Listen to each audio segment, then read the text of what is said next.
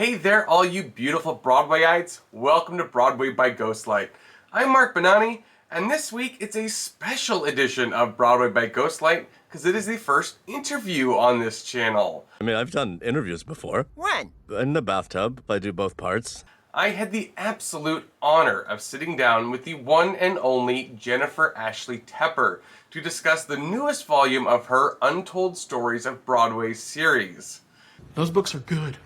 This incredible series of books looks at each of Broadway's 41 theaters, as well as some sadly no longer standing, and delves into the history of them, but also contains mountains of interviews from everybody in the theater world. Interviews are everything. From the ushers, to the stage door security, to the big name Broadway legends and creators. Jennifer Ashley Tepper, besides being a musical theater historian and author, No. There's more. Please keep going. There's a lot more. is the creative and programming director for 54 Below, creator of the Jonathan Larson Project, and a Broadway producer with shows like Be More Chill. Is that all?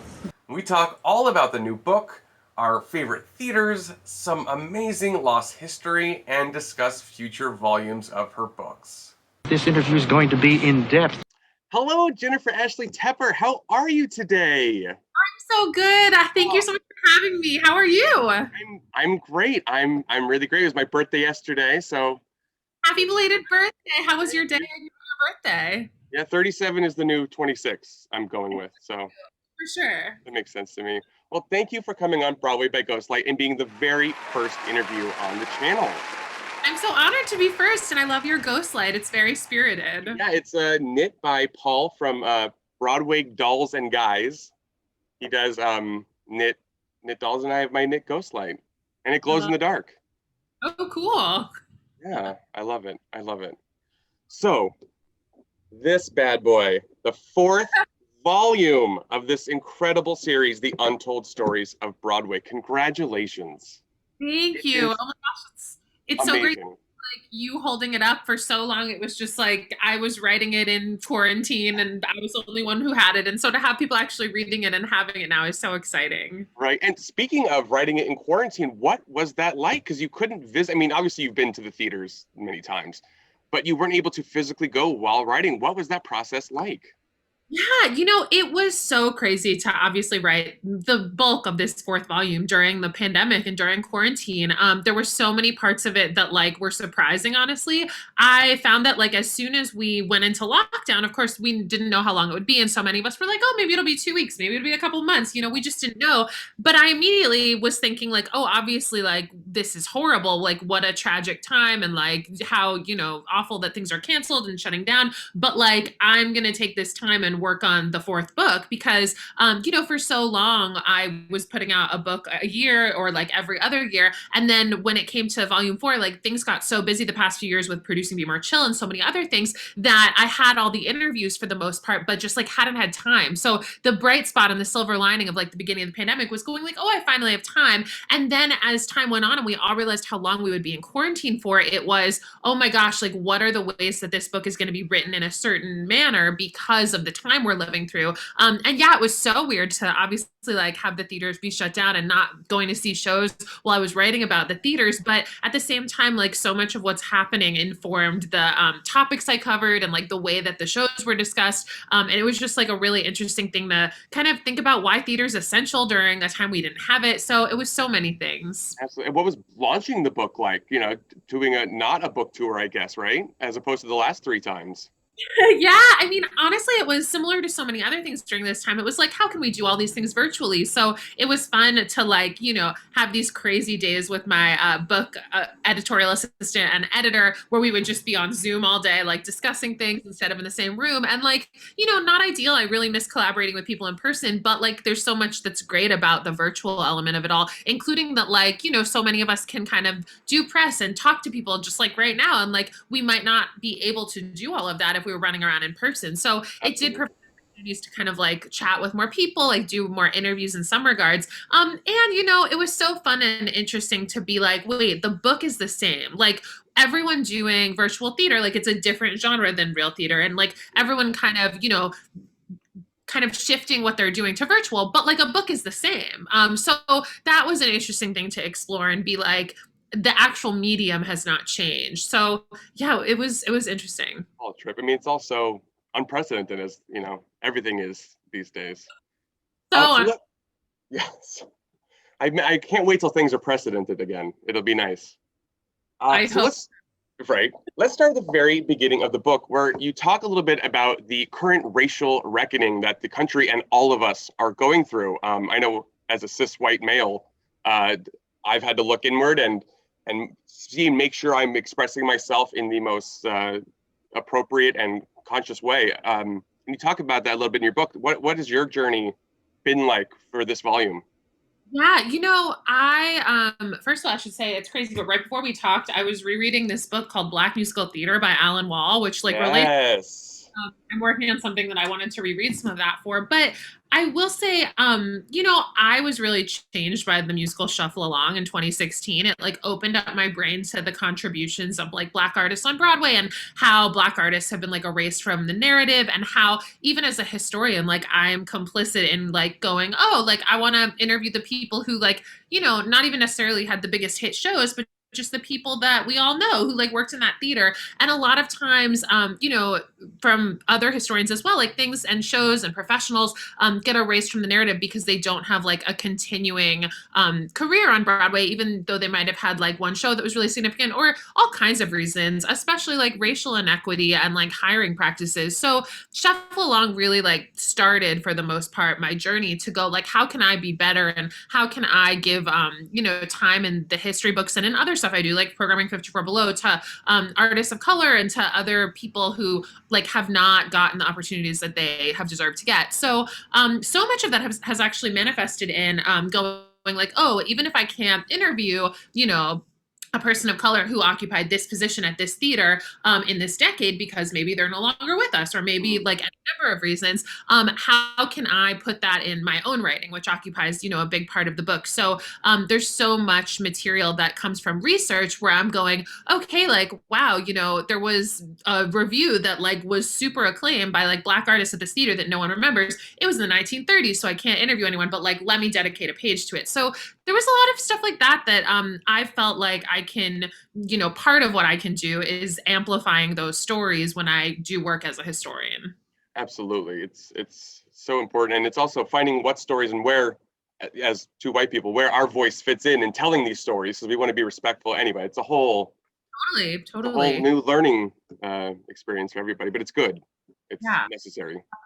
It's a balance between like listening and amplifying like the voices of others, and like being an ally and advocate, and not always getting it right, and like trying Absolutely. again. But learning, that's the key. Yeah, but I feel like I don't know. I feel like so many people in the theater industry are like paying attention to this in an unprecedented way that like gives me hope that things will change. Yes, absolutely. I see it. I hope, I hope that'll be the case.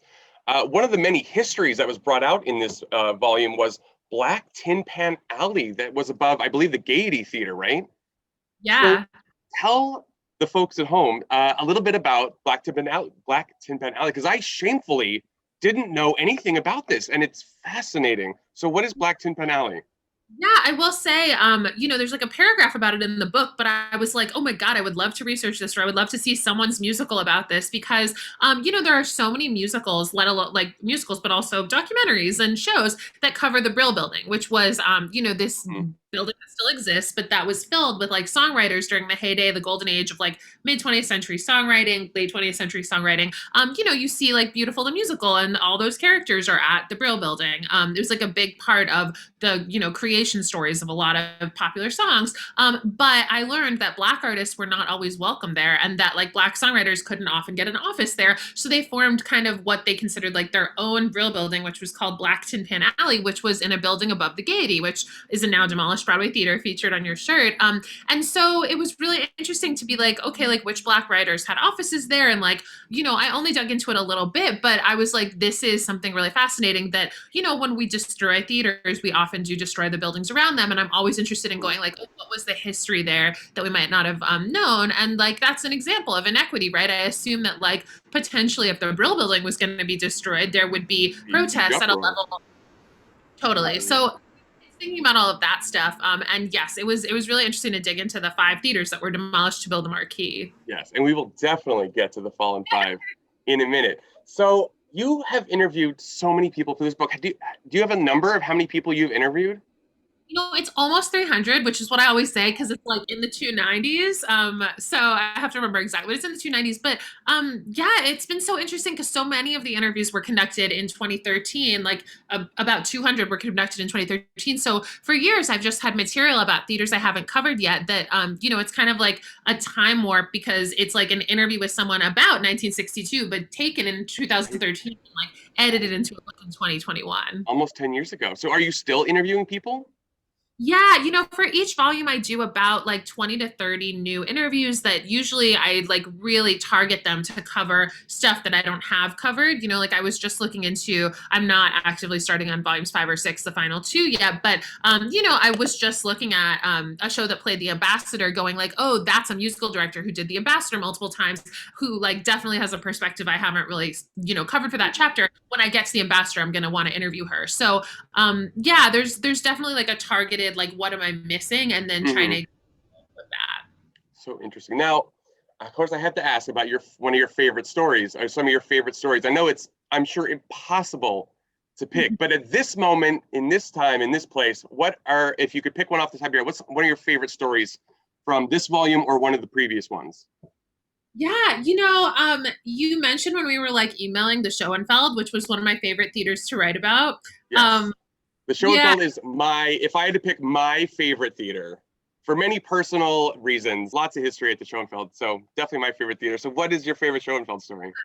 It's a couple things because you asked about the Schoenfeld. I was just thinking about like writing that chapter. And one of the interesting things about that chapter was, theaters used to have theater managers that were overseen by the theater owners who were more so involved in booking the shows for their house. And the Schoenfeld, like originally the Plymouth, which I know opened with Arthur Hopkins as the manager, who was this like really visionary kind of producer manager who actually booked a lot of plays by women. Like the first 2 shows at the Plymouth Schoenfeld were written by women. Like it had like a lot of like more women than were on Broadway in the 1910s than you would imagine, like who worked Schoenfeld. So that was something that I got to explore when I wrote that chapter. But there were so many things that I loved about the Schoenfeld because it's such a special theater to me. Like I saw the chorus line revival there a million times. Yes. And one of my things about the Schoenfeld is the tunnel between the Schoenfeld and the Broadhurst that I endlessly heard about, as far as like, people who were in a show at one theater visiting people in the other theater, which, I guess people think happens when shows are on the same street, but might not think happens when they're on 2 different streets connected by an underground tunnel. So Yes. some of the stories were like, oh, we were doing Bonnie and Clyde and, interviewing Jeremy Jordan and being like, Hugh Jackman just popped up in the middle of our stage because like he was at the other theater. But also, being like, oh, the Fosse dancers and the Jekyll and Hyde cast would go back and forth and watch each other's shows in the wings, stuff like that. Oh. And then there was one story that I forgot about until I was like kind of thinking about the Schoenfeld about like Peter Gallagher talks about when he was doing The Real Thing, which was like 1984. And like this is just, there are so many stories that stick out just like for random reasons, but there was like a terror alert in Times Square at the time, and he was like waiting in the wings to go on before the like first preview, and all of a sudden he heard like explosions, and he was like, oh my god, like should I evacuate? We're being bombed. I'm about to do my first scene. Like what should I do? And then the turntable all happened, and he went on stage and like kind of forgot about it. And the next night he heard those like crazy explosions at the same time before like he went on, and realized that it was You Can't Take It With You next door at the Royale that like had a fireworks scene at that every night. So like all of these stories, I mean the tunnel and like stuff like that, I feel like so many of the stories that I heard are like day to day funny or moving, but they all have to do with like community and camaraderie in like a way that I love kind of chronicling. Absolutely. And that's the stuff only like a certain oral history can really give you with which is these books. Do you feel sort of like a really big pressure I always try to fit everything in my books. Do you have really a hard time editing out and leaving out stories? I really do. I really do. I'm just a person that like is not great. That's not one of my talents, I would say. Like I like more, if I'm going to a concert of an artist I'm like, let it be 4 hours. I want to hear all the songs, Right? I'm just that kind of consumer and also like writer. Also, so many times when I'm reading a book or like watching something, it's the like unexpected moment that might have gotten cut out that I like love, or the minutia that like maybe less people would care about that I'm like, that's the most interesting. So a lot of times I'll be writing my book and I'll be like, oh, this person like had a little anecdote in the middle of their story that doesn't really relate. So like another person might cut it out and that makes sense for them. But I'm always like, I kind of want to keep it. So yes, that is really hard for me. Although I will say like I've cut a lot over time, more than I guess I thought I would when I started. Interesting. Well, so one of the big focal points of the new volume is the Fallen Five, which I'll show my t-shirt. I'll stand up a little bit. The Morosco, the Bijou, the Astor, the Gaiety, and the Haze. So, for the folks at home, what is the tragedy of the Fallen Five? In 1982, there were 5 Broadway theaters, the ones on your shirt, that were demolished to build the Marriott Marquis, the big hotel in the middle of Times Square. And in each volume of my book, I like to cover one lost Broadway theater in addition to, 6 or 7 current theaters. And it took until volume 4 till I was like, oh, I have enough material and I'm ready to cover the Fallen Five, which are like, obviously not doing one in this volume, but doing all 5, because their story really is linked since what happened. So much interesting stuff about this I discovered while I was writing. Like I've always been fascinated and horrified and sad about this, and wish we still had these theaters and done research about them. But it was doing interviews and talking to people who actually worked in these theaters, and also people who were there for the protests and for the uprising to try to save them. It was that, and then also digging into kind of the before and after of it all. There was to make this happen for many years, and it was at a very different time for New York City and Times Square. And the idea was to like re-enliven Times Square and to like bring people back to Broadway shows. And like the idea originally actually incorporated the theaters into the bottom level of the hotel, but then it was like such a different time that it was like, what would be the point? These theaters aren't filled, we won't miss them. Like it was just a very different time. But when it was really announced that these theaters would be destroyed, there was a huge uproar from the community. Joe Papp led these like demonstrations. People were doing readings of the plays that had played there on like platforms built on the street. Cast protest in between performances of like Dreamgirls and Nine. And so it really was like the community cared deeply. It didn't. People were locking themselves. They were chaining themselves to the doors, right? Like both, everyone's celebrities, people just starting out, like handcuffing themselves, getting carted away in police vans for protesting, and then like singing like, musical theater songs in the police vans. Like, I love it. Where's our big documentary? Where's our like mini series? It would right? be great. And it was so tragic that we lost these theaters. It makes me sad all the time, especially because in interviewing people, it was like the Morosco and the Helen Hayes were both beloved, for different reasons. Like the Morosco had these incredible acoustics. It had, a lot of hit shows over the years, like Death of a Salesman originated at the Morosco. And it was just a theater that if you were a theater goer in that time, you saw shows there. The Helen Hayes was originally built as the Follies Bergère. It had like a gorgeous, structure. It also had like a lot of shows that people loved. It was that. The Bijou was like not beloved. It was like kind of this scrappy, dirty, like many theaters at the time, like theater that had been chopped up. Actually, some of its like real estate had been given to other structures. So like it was a house that only had 300 seats, which actually I'm always like the Bijou is the one that I would want to go back to. Like not just because under. Imagine if we had like a Broadway eligible house where you could do shows with 300 seats, like all of those.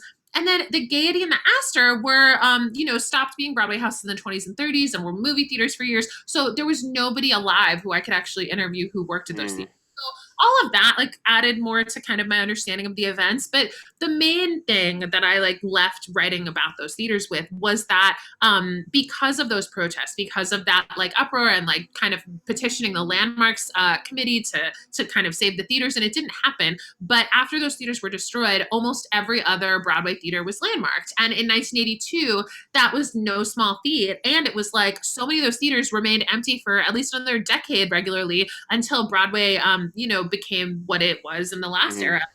So if we hadn't lost those theaters, I really do think there's a scenario where like we wouldn't have the Court, we wouldn't have the August Wilson, Very true. All landmarks because of what happened. And so I had never really grasped that before. And it kind of made me go, okay, like what are the positive things that are kind of going to come out of this time? Not to say that like, if we could change things, we wouldn't have these theaters back or we wouldn't, pandemic never happened. But during times of adversity, like what are the good things that come out of those times? Absolutely. And that's where theaters got the air rights too, above the theaters, isn't that correct? Which I guess is biting us all a little bit now with the Palace Theater, but Totally. That's the thing I remind myself about the Palace, though. I'm like, in the original plans for the Marriott Marquis, when it was like the Helen Hayes on the ground floor, and then we have Marriott Marquis, and it's like, no, no, no. And I'm like, well, I would rather that than not have the Helen Hayes Theater. So the Palace, I don't think it would have been destroyed or anything, but it's like, if the compromise has to happen, it's better to have the compromise than to lose the theater, that's obviously. true. I don't know how they're going to raise that thing into the sky. That's wild to me. It looks terrifying. As someone who's like really not great with like engineering elements of things, I'm just like, I don't even want to walk on that block, even though I'm sure it's totally safe. I'm like, they're raising the palace up. Right? Like, what's happening? I don't do heights, so I already can't sit in the balcony of that theater. I'm not even going to look at the balcony of that theater anymore, knowing it's so far above. So I have a piece of the Fallen Five I was able to acquire. So let me see if I can share my screen real quick and show you a picture. I can't bring it to show you itself because it's too big. So here is the original Helen Hayes. Ah. So I own this piece here, which it's this piece here. Oh my God, Circled. incredible. Isn't that so much fun? I saw it and it was told to me. They were like, this is from the Helen Hayes. I'm like, no, it's not. And then I was like, oh my God, it's the original Helen Hayes. How did you come to get it? Like, that's so amazing. Well, I'm a huge collector. I collect lots of Broadway props and costumes. And this was as most of my stuff, a Broadway flea market find. This was at the flea market. Yeah. I was just telling someone about the flea market who hadn't been before, and I was like, oh my God, how incredible is it going to be when we can all go back to the flea market this year? Oh boy, my budget's doubled this time. It's gonna be crazy. Yeah, I remember calling my wife, being like, hey, I'm bringing home a very expensive jagged piece of metal into our home, so prepare yourself. I've done that many a time, as like just bringing things home and you're like, do I need this sturdy piece of this set? Yes, I absolutely do. Right. Do I need this chair from David Merrick's office? The answer is yes, 1,000%. So yes, so my t-shirt, the Fallen Five, which is the Jen Tepper t-shirt on the website. They were like, buy it, don't buy it, I don't care. This shirt was just for Jen Tepper. So I was like, first of all, I want this shirt too, but it's the Jen Tepper shirt. So I'm glad to be wearing it to host this interview today. I'm so honored by that. It was actually made by Mischief Management for my book assistant, who's like a queen among people, Sierra Fox, who like truly the books couldn't happen without her. So it was like her team at work made it for us. So you began in 2013, almost 10 years ago with this. And so one of the bittersweet things about sort of an oral history like this is that we start to lose some of the people that you've interviewed over the years. Many astounding people. Hal Prince, I know, has been interviewed and is no longer with us. One of the people represented in your book that has sadly passed is one of my favorite people in the whole world, Artie Gaffin, who I knew from Cabaret. My wife worked on Cabaret at Studio 54, and he was the sweetest, most kindest man in the world. Talk a little about if you have any fun Artie Gaffin stories or what it was like to interview him and why he's so beloved in the community. What was so fun was like I interviewed Artie and he was so wonderful to talk to and like has so many stories about like the incredible amount of shows that he worked on. But it was also crazy because Artie came up in so many other people's stories. Like there were so many times where someone would reference him and most of the time it happened like after I'd already interviewed him. So I was like, wow, like this guy's so beloved. And like other stage managers would, talk about him, especially other, younger stage managers, like people who he mentored. And what was funny was, one of my close friends, Charlie Rosen, did the show American Psycho with him. And when I interviewed Charlie, he gave me like, a behind the scenes tour of the theater while we were kind of doing the interview. And, we ran into like Artie's like candy station on the side of the stage. Famous candy station. Yes. Yeah. So that was all great. And, like so many of the stories he told me, I remember he told me about some of the ghost stories at the Belasco during Journey's End. People Yes. all ghosts. But what's also like been, I take great responsibility with this is that people who passed away, I have stories of theirs that haven't been published yet. And so we've sadly lost 13 interviewees. Actually, we've lost 14 interviewees since we started. We lost 13 before this book was published. And sadly, Louis St. Louis, incredible writer, musician, musical director, passed away in the last couple weeks. And so just like the books have become a different kind of legacy project since those things kind of started happening of like how can I most responsibly like preserve these people's stories and tell them and like put them out in the world and then also like who should I every time I started writing a chapter I would go how can I go as far back as possible, like who can I interview that worked in these theaters in the 40s, and just the idea that like because I started in 2013 that was somewhat possible and I was able to do it half the time, and now it's not. Time goes by and now probably the earliest people I can interview started working in the 50s. And so that just like gave me a new perspective about how important it is to like capture these stories. Absolutely. Absolutely. So as any big fan of yours knows, your favorite theater has got to be the Alvin/Neil Simon, correct? It is. Fair guess. It is, but I also am sometimes like, I don't have a favorite theater. I love them all, I know it's so personal. It's just, a show, an experience, the theater itself, which I got to say, I love meeting someone that fell in love with the buildings themselves. Like I did. I mean, because I grew up in Southern California, so very far away from New York, as you grew up in Florida, correct? So getting to visit these temples in person, and it's a different experience, I think, than people who grew up there. It's just part of the landscape.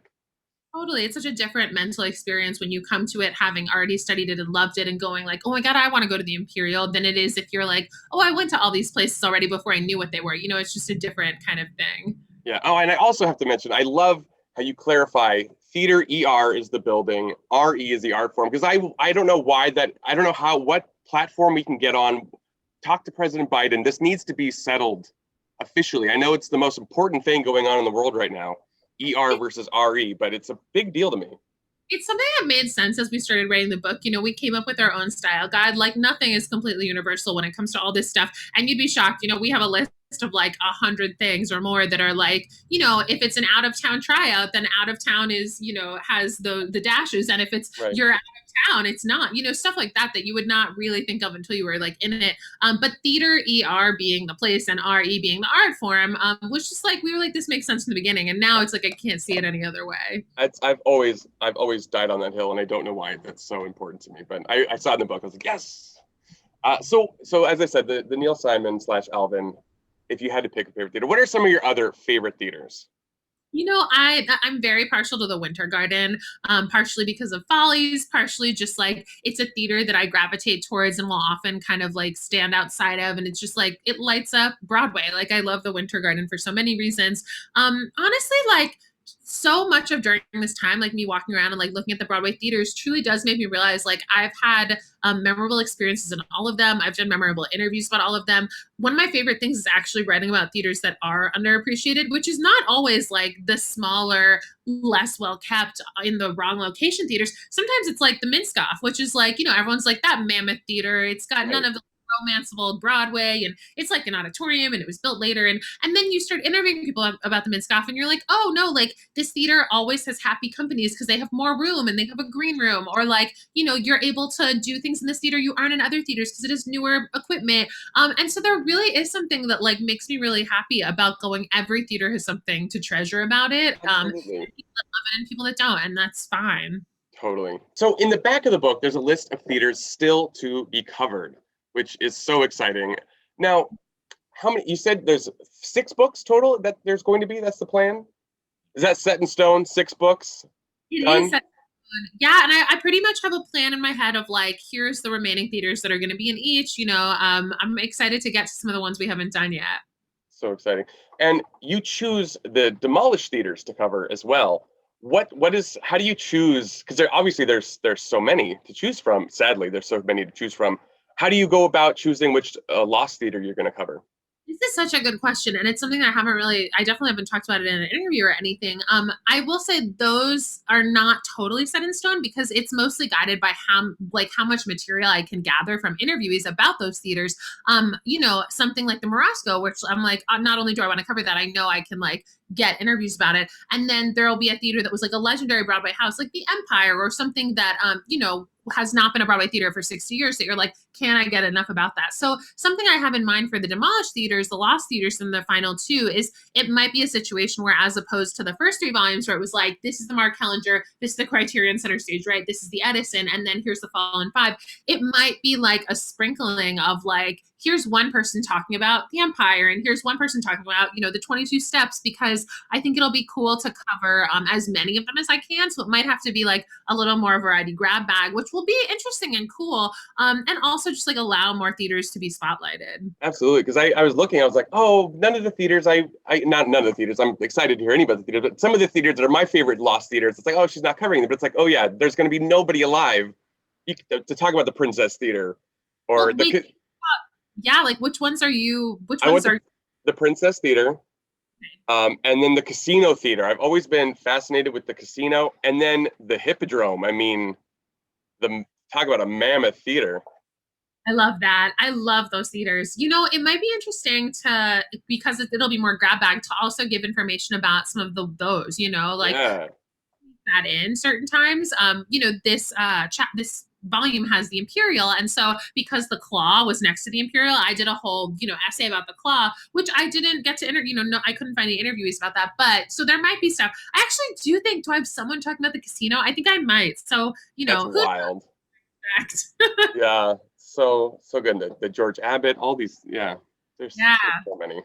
So besides this incredible gift to the theater world, what other projects do you have in the pipeline? Do you have anything else you're working on?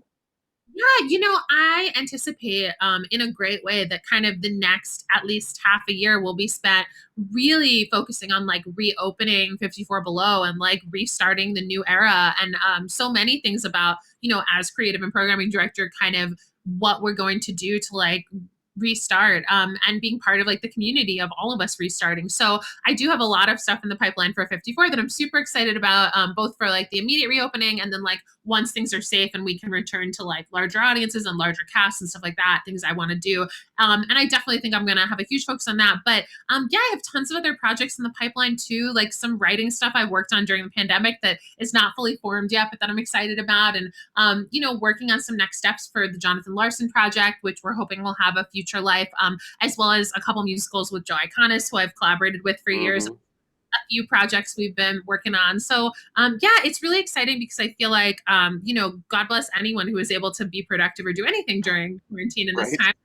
But it does feel thrilling that like we're turning the corner, and that all those things I just talked about, while not happening quite yet, it's like, we're preparing for them to happen. Yeah, it's starting to start. Yeah. So that's good. All right. Now, before I let you go, I want to have some fun questions. No pressure, quick answer. No big deal. Now, if you could snap your fingers Thanos style, are you a Marvel person, Jennifer Ashley Tepper? I'm recently a huge Marvel person. Okay. Yeah. Because I live for the MCU, so obviously we're going to be best friends soon. So I'll take you through the whole MCU. I'm a recent convert. I love it. Yeah. I can give you running audio commentary as we watch. It's going to be epic. So if you could snap your fingers and bring back a lost theater to its former glory, what theater would you bring back and why? It's such a fun question. Usually I'm like, I want the Edison, but when you said former glory, I was like, no, we got to bring back like the Empire or the Casino. Yeah. If you could pick 3 people no longer living to interview, who would it be? Oh my God, I have so many, but I will say I'm obsessed with Peter Allen. Gotta say Peter Allen. Obsessed with Ed Kleban. Gotta say Ed Kleban. And I really wish I had the opportunity to sit down with Wendy Wasserstein. It's like something I would have loved to get to do. That would have been great. And the last question: if you owned a theater on Broadway, what would you name it? Ooh, well, that's the thing I gotta say. Like, if I could have a theater, I'd be like, I want the Edison, because I feel like it could be like changed into different forms, and I just love that theater. What would I name it? My first instinct is like Hal Prince needs a Broadway theater in his name. But I also think, obviously it would be cool to have more Broadway theaters named for like women who contributed and all kinds of stuff. So I would have to give it some serious consideration. But I would like to say if I won the lottery or something, I'd be like, I want the Edison. Right? I definitely. Well, thank you so much to the amazing Jennifer Ashley Tepper for coming here today to Broadway by Ghostlight. You can buy the brand new volume 4 of The Untold Stories of Broadway on Amazon. And where else can we get it from you? You can get it at dresscirclepublish.com. You can get it at Amazon. A lot of local bookstores are starting to sell it now. So wherever books are sold, try to find this volume. Amazing. Well, again, thank you so much. It has been an absolute pleasure to have you on, and you have an open invitation to come talk some lesser known Broadway history with us here anytime. Thank you. This was such a delight. Like, you're the best interviewer and so like knowledgeable. So good luck. Good luck with all the other interviews. Thank you. And I hope to have you on again soon. Take care. That was so much fun! I hope you guys enjoyed that. If you did and want to see more interviews on this channel, please give this a like and let me know down in the comments. It's the only way I'm gonna know if you guys actually want more of this kind of content, which I'm happy to do. That would be lovely. Thanks again to the wonderful Jennifer Ashley Tepper. Go get the 4th edition of the Untold Stories of Broadway right now. It is incredible. I order the 4th one. Thank you all for watching. I'm Mark Bonanni. This is Broadway by Ghostlight. I'll see y'all next time.